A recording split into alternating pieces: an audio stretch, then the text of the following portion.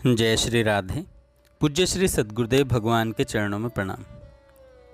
परम पूज्य श्री भाई जी का विलक्षण प्रभाव। बात है सन 1927 ईस्वी की घटना है। पूज्य श्री भाई जी की धर्मपत्नी श्रीमती रामदेवी पोद्दार जी जब रतनगढ़ से गोरखपुर पहुंची तो भाई जी को भगवान विष्णु के साक्षात दर्शनों की सारी बात उन्होंने भी सुनी।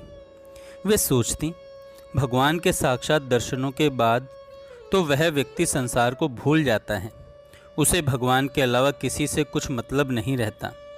अतः अब मेरे जीवन का क्या होगा।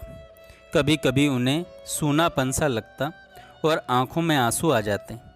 एक दिन उन्हें रोते देखकर भाई जी ने पूछा, तुम रोती क्यों हो, क्या बात हुई। इन्होंने उत्तर दिया, रोऊं नहीं तो क्या करूं। आपको भगवान के साक्षात दर्शन हो गए पर मेरा तो संसार समाप्त हो गया।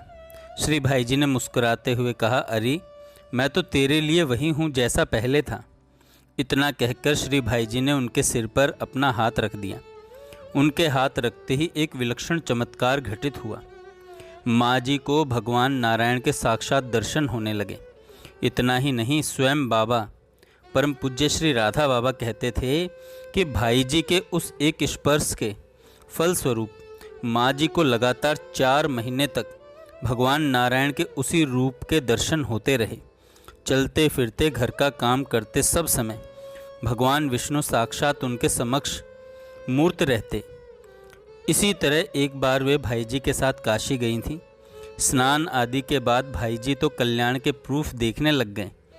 माता जी ने भाई जी से कहा कि श्री विश्वनाथ जी, भगवान शंकर और मैया अन्नपूर्णा माँ पार्वती के दर्शन करा दीजिए। भाई जी ने उत्तर दिया कि मुझे अभी ज़रूरी प्रूफ देखने हैं, अतः मैं तो कहीं नहीं जाऊंगा। कई बार कहने पर भी जब भाई जी ने स्वीकार नहीं किया तो वे उदास होकर कमरे में चली गईं।